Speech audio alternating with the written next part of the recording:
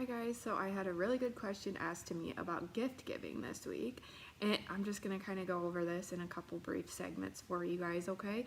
So you guys know how to be more intentional gift givers and how to kind of set boundaries so that you are also receiving the gifts that you like. Okay, so let's start with how to be intentional gift givers so that we show others the types of gifts that we want to receive. So, for example, I'm just going to start with a little story here. My brother and sister-in-law had a house fire in 2022, and the majority of their stuff was smoke damaged, and so we had to help them get all the stuff out of the house. Then like fire companies had to come in and sort through it and take inventory to see what insurance was going to pay for and all these things, and it's a super timely process. And my brother and sister-in-law were overwhelmed. They're like, we have so much stuff. And I realized that I had contributed to the problem of their stuff because I had given my nieces and nephews tons of things over the years, like as toys, as birthday gifts, as Christmas gifts. So I had a real honest conversation with my sister-in-law, and I was like, hey, what can I do to help not be a problem by giving you more things? And she told me to them, books are really important, so she doesn't mind receiving books as gifts. But what I started to do is give experiences for gifts instead of giving the kids toys. So this, for example, I've given train rides, I've given museum year memberships to the museum. I've given gifts as to trampoline parks in our area. You could do the zoo. But the kids get to enjoy that, and then they have a memory from it instead of just receiving another toy train or whatever it may be. I also check with my sister-in-law first and say, hey, is there anything the kids really want or really need? And if there's not, then I go for the experience. Just because the kids don't understand when they're opening a gift what the experience is, I also include their favorite candy or treat in a few dollars, because kids think dollars are so much money. And then for other people, when I'm giving gifts, I always, if it's a wedding registry or a baby shower, whatever it may be, I always buy off of the registry. The reason why is they have put things on there that they specifically want. And if there's nothing left on there, then I go for a gift card to the place that they had the registry to, or cash, because then they can do whatever they like with the cash or the gift card. I would never buy somebody a bunch of things that may be excess or that may not add value to their life, because I don't want to stress them out by giving them things that they don't need.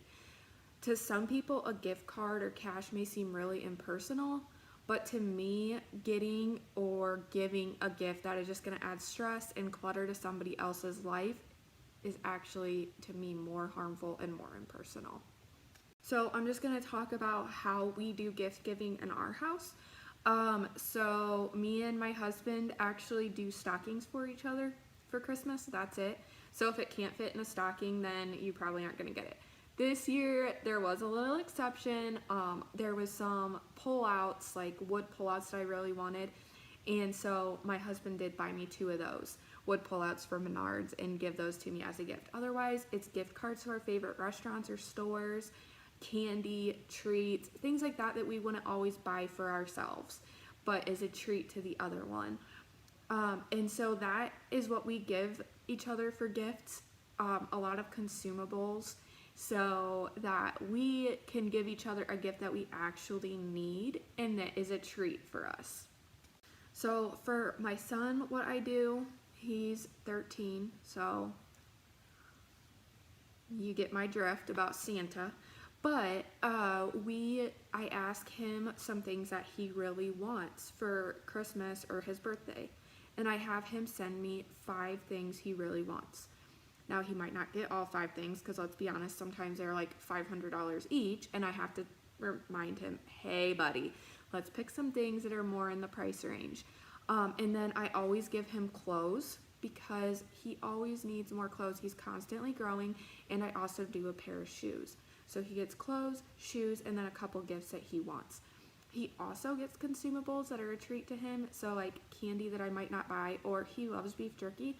And I don't know if you guys have seen the price, but a big bag of beef jerky is like $17. So I would never buy that for him on a regular basis. But for Christmas or for a birthday, that's a good treat that he really enjoys. So I've went over how I give gifts for my nieces and nephews. I do experiences and then a small treat. Went over on how I give gifts to others. Graduations is always cash. I have seen people give, I think if people were going away to college, what a really cool gift would be is like Tide, toilet paper, paper towels, cleaning supplies, you know, those are things that they're gonna need that they aren't even gonna realize they need. Trash bags. That would be a cool gift for graduates, but otherwise graduations is always cash. Kids' birthdays is an experience or cash, and like I said, those $1 bills. You can give 10 $1 bills and those kids think they are so rich. So I've told you how to be intentional with gift giving, okay? So gift giving, make sure you're intentional with how you give gifts, and then others are going to see how you give gifts and hopefully they'll learn to reciprocate. Okay, so for gift receiving, I know we've all got that gift and we're like, why in the world did you give me that? Or what am I gonna do with this? Or whatever it may be, okay? And so if that's been you, it's okay. I think we've all been there.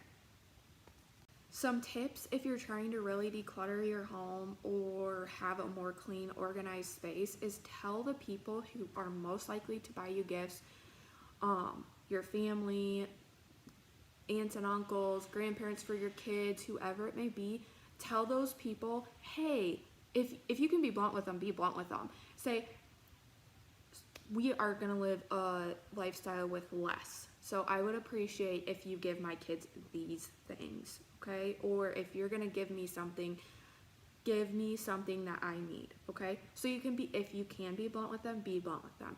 If not, mention to them, hey, we're living a less cluttered lifestyle. We're going to live with less.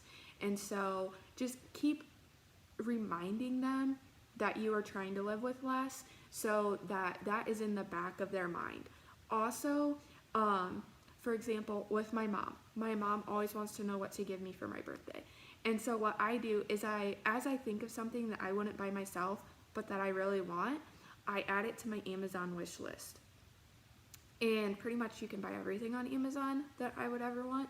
And so I add it to my Amazon wish list, and when my birthday comes around, I say to my mom, okay, here's a couple things that are on my wish list that I would like. And then she can buy me things that are going to add value to my life that I actually want. And so it's not causing me extra stress to get a gift that I don't want. So if you do get a gift of something you don't want or you're not sure what to do with, keep it around. My go-to is keep it around for a year. Hopefully they won't come asking for it within a year. I doubt they will. Life goes on. People probably forgot what they give you unless they have a really good memory. And then after a year, like, donate it or repurpose it. If it's something that can be repurpose it and use it for something else. Or I don't know, I guess keep it around and keep looking at it. I'm kidding, don't do that. Something I would never do is I would never tell the person who gave you the gift, why did you give me that? Because that person has went to time and effort and they have tried to find something that they think would bring value to your life or that you would enjoy. So it's not necessary to hurt their feelings and say, ooh, that's ugly, or what kind of scent of soap is that? Or that's a toy that this kid is never gonna play with. There's no need to be rude. Be thankful because they took time out of their life to give you something. Yes, it might not be your ideal gift, but just reinforce with that person how to give gifts in the future that you may like better. Another thing I recommend is if you really don't need anything, you have it all, you don't want people to buy you gifts, tell them that. Say, I do not want you to buy me anything. I don't need anything. For our wedding, we got married in the past year and it was really hard because we already had a house and we already had a lot of things in it. And so there was very few things that we actually needed. And so when people asked what I wanted, I was like, what's on my registry? And then after that, please don't get me anything, because we don't need anything else. Like, I am trying to live with less. And so I put things on there like sheets, because we can always use a new set of sheets. Some drawer organizers that I really liked. And then for my shower, I put a couple more expensive things on there. And then people just contributed to one expensive gift instead of getting me a whole bunch of random small things that I was never probably going to use. Okay, so recap. The first thing is that you want to do is be an intentional gift giver. Ask people specifically what they want. And then go off of registries. For graduations, just give cash. I guarantee you that's what the person wants for graduation. College is expensive, or they're just going out on their own and life is expensive, okay? Talk to people you're close with and ask them what they want or what kind of gift they would like to receive. Okay, receiving. Talk, once again, it's all about communication. Talk to the people who are going to be most likely to give you gifts and tell them what type of gifts you enjoy to receive. Or if they do give you something that you don't like, don't be ungrateful for it. And if they do give you something that you don't like or you're not sure about, keep it for a year. If you still don't find it useful, get rid of it after a year. There's no need to make yourself stressed or anxious over some item in your home that you don't even enjoy or get use out of, that you're just keeping around because your best friend gave you a candle and you don't even use candles in your house. Yeah, that's me. I don't use candles in my house, guys. Isn't that shocking? Because I'm so anxious it'll burn my house down. But, so for me, my friends know not to give me candles. Funny story is my friend knew that I don't like candles, so she gave me battery operated candles one year for my birthday. That was a really good gift. They looked super cute, and it was something that I would actually use, like battery operated candles, and it didn't make me feel uncomfortable having it around my house. So guys, I hope this is helpful about gift giving and receiving.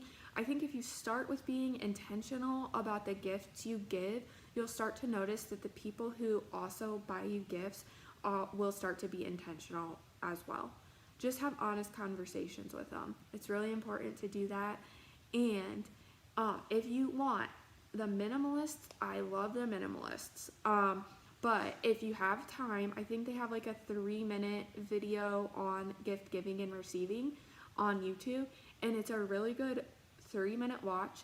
And I don't agree with everything on there because they kind of talk about the 5 love languages and how they don't know about those. And I am a firm believer in the 5 love languages.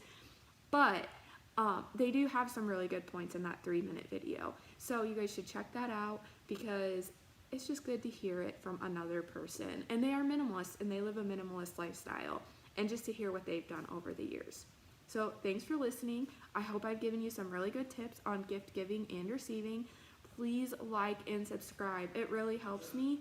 And I hope to be able to continue to give you guys content and talk to you about other things that you guys want to talk about. Thank you.